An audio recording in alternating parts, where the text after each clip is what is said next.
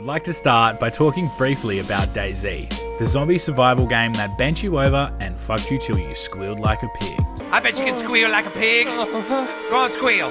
Squeal now. Squeal. Whee! You'd spend most of your time scavenging for supplies, weapon attachments, guns, and much more. But the thing that people really enjoyed about DayZ were the firefights that could come out of cruising through Cherno or hitting up the northwest airfield. This, mixed with the fact that bullets damage gear as well as your character, made getting into firefights a truly edge-of-your-seat experience. When you die, you have to start again. This was the special glue that made it possible for players to push through the walking simulator aspects of DayZ. But we already know how DayZ began to struggle, due to its lengthy development and constant leaving of old devs and the acquiring of new ones. But we found something we love in DayZ.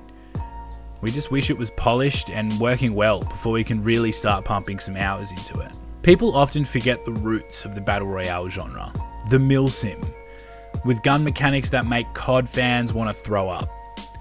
These were not for the casual player, but for the people looking for a hardcore experience where every move is critical and plans need to be made and executed if victory was to be found. They rely on strong team communication, tactics, and teamwork, as well as the ability to adapt and overcome to complete the objectives, whatever they may be. The hardcore market is still small, but it's strong, with a massive vocal community of people who play games like Escape from Tarkov, Arma 3, DayZ, and so many more. Many of these players felt as though they were part of a special community of gamers on the fringe of a genre that couldn't care less about your feelings. You didn't play these games, you conquered them. In early 2017, we heard rumblings of a new game with a realistic setting and a hardcore feel. PUBG moseyed its way into the hearts and minds of millions of people. The hardcore shooter was big and nothing could take it down, or so we thought. Hours and hours went past playing PUBG, condensing the tense combat portion of DayZ into a tight battle for the top spot of 100 people. An equal playing field where at the start of every game, you would pray to RNGesus for the perfect landing with a loadout you actually enjoy using. This was a really big deal. For the first time ever, they had managed to get players from just about every walk of gaming life to jump into the unforgiving nature of Battle Royale. The casual gamers, the hardcore gamers, the gamers that play Japanese hentai games with one hand. Fucking everyone was playing PUBG, screaming China #1 and telling everyone to drop school. PUBG was on top. Something happened. Something happened that no one expected.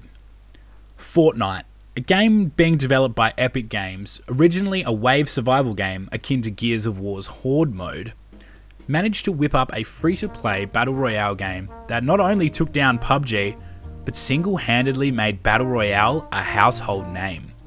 Even mainstream media was talking about fucking Fortnite. We had famous people playing it, Twitch records were being broken, and hundreds of millions of dollars were being spent by players. What people forget is that Fortnite Battle Royale is essentially an asset flip. They took what they had already done and threw together a Battle Royale mode to capitalize on PUBG's success. And boy oh boy did they capitalize. Fortnite now has 45 million players and has taken over PUBG's 2017's total revenue, not to mention the $126 million Fortnite made in February alone. But why am I saying all of this? Why am I talking about the fall of PUBG and the rise of Fortnite? To be honest, it's because the Battle Royale genre was a hardcore genre. It was unforgiving and rarely threw you a bone. The shooting was tense, tight, and focused.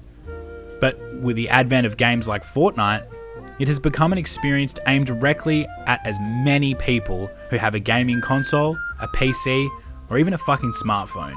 These things remove the thirst for realistic survival experience, replacing it with a cookie-cutter cartoon version.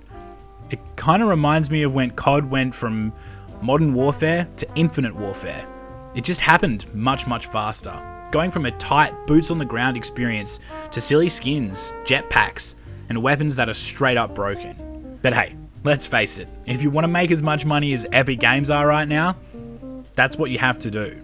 Fortnite Battle Royale is a hugely popular game, and as much as I really don't like it, I'm still man enough to admit that it is a fun and very clean Battle Royale game.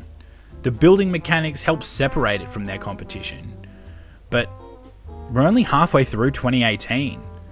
We still have a bunch of massive AAA titles to come, all of which will no doubt have some sort of Battle Royale game mode in some way, shape or form. Red Dead Redemption 2 has rumoured a Battle Royale mode coming to its multiplayer, and COD Black Ops 4 has literally just announced their Battle Royale mode. So we are far from the end of this trend, and we are going to get better looking games than Fortnite and better running games than PUBG. My one concern is that the market will become saturated with every Tom, Dick and Harry having a crack at the game mode that broke the internet. Obviously, competition is good for the market, but on the other hand, saturation can lead people to being burnt out on the game mode and looking for something different.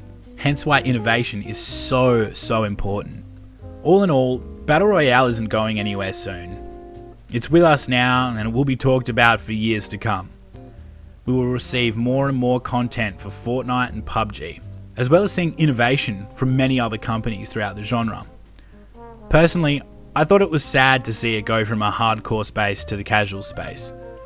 I'm not saying that Fortnite requires no skill, because it most certainly does.